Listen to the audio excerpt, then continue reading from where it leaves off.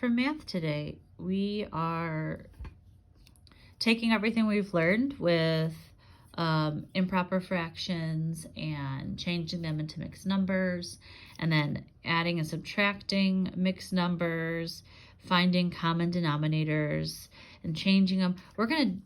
It's gonna be all combined, and we're going back to adding and subtracting our mixed numbers. But I want you to, at the end, when you're done going through all your work, you want to make sure it's finally reduced, like it's in its simplest form. So I'm going to show you this example here. Okay, so as you look at the numbers, we have two mixed numbers. Looking at you need common denominators. That's 6 and 3, so they're different. So I know already that 3 can be turned into 6, right? And I don't want to go like, I don't need to change the 6. It's already a 6. So I know, okay, to get from 3 to 6, I do 3 times 2. And whatever I do to the bottom, I also need to do to the top. So now I'm just, for my own sake, because I just like to write things nice and neat, I'm going to rewrite everything. This becomes 2 times 2, which is 4 on top. And on the bottom, it becomes 6. And then I'm going to just rewrite this information over here. And then just separate it. And I separate it, like I said, on paper. So I remember, okay, this I do on this side, and then I add my whole numbers on this side. But right here, though, I'm subtracting, right? Because that's what that says. Okay, so now I can subtract 4 minus 1. Remember, you only subtract the numerators. That's 3, and then the denominator stays the same. And then 3 minus 1 is 2. Now, some of you might think you're done, but you're not. Because I look at my fraction. Now, my whole number is fine, but my fraction is not in its simplest form. I can reduce that. And the way you know these things is because if you know your math facts, you know that 3 can obviously go into 3, and then 3 can go into 6. So I can divide 3 out of both top and bottom.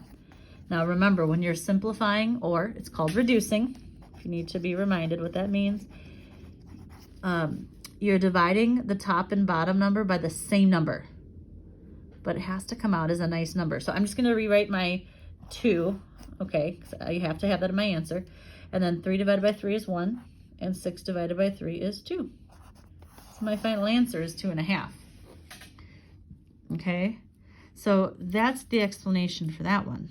Okay, so that's one thing you're going to know you're going to have to do. So this would not be your final answer, 2 and 3/6. You would have to reduce it down to 2 1/2. Okay. Okay, and then we will need to do another example I'd like to do with you.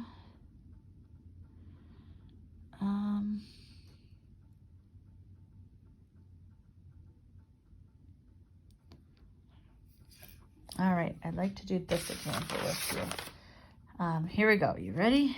So this is going to be an addition problem. So we've got 2 1/3 plus 1 3/4. Okay, there we go. So, of course, you start with the denominator. They are totally different. So I know that my lowest common multiple between these, now you can do it on the side, remember, LCM, 3 and 4, 3, 6, 9, 12, 15, and then with 4, be 4, 8, 12, 16. So the lowest number they have in common is 12. So I want to turn the denominators into 12.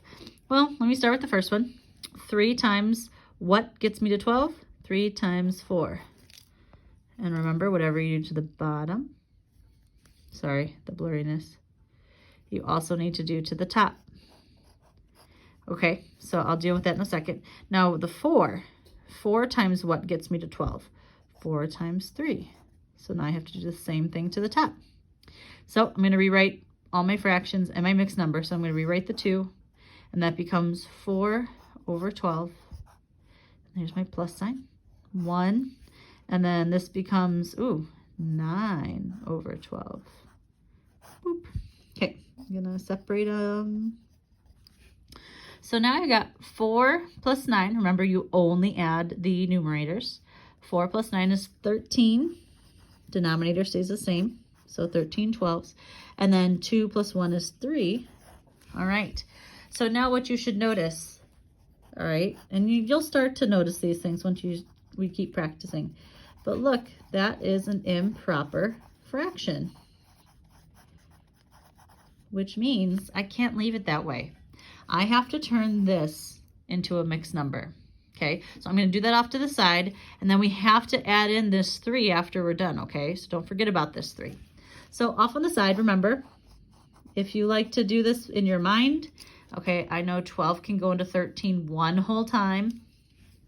All right, one whole time. And then if I use up 12 of those, 13, I still have 1 left over.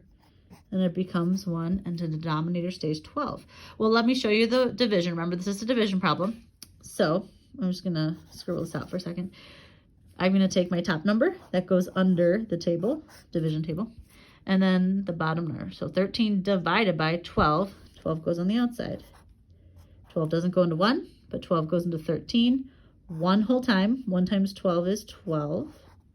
We're going to subtract, and we're left with 1. Now we have to turn this remainder into a fraction next to the whole number up here, because remember, we're making a mixed number. Your remainder always goes on top in the numerator, and then your divisor here is your denominator. So this 13 twelfths turned into 1 and 1 12th.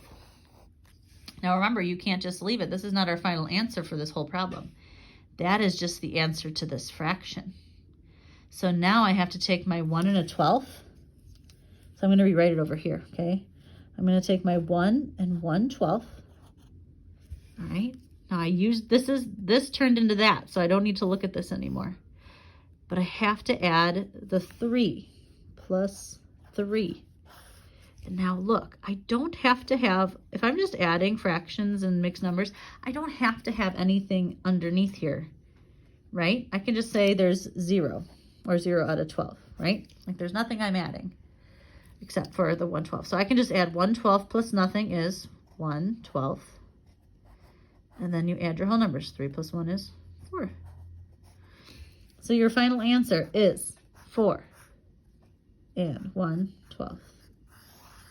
Now, it may be a lot to think about for one problem, but once you start to understand and like you start practicing this over and over again, you'll recognize it and you'll know, oh, okay, that's just that, and I add it to that, and that's easy, okay? I'm just showing you the step-by-step process, okay? So that's what I'd like you to accomplish today, is practicing more of adding and subtracting mixed numbers.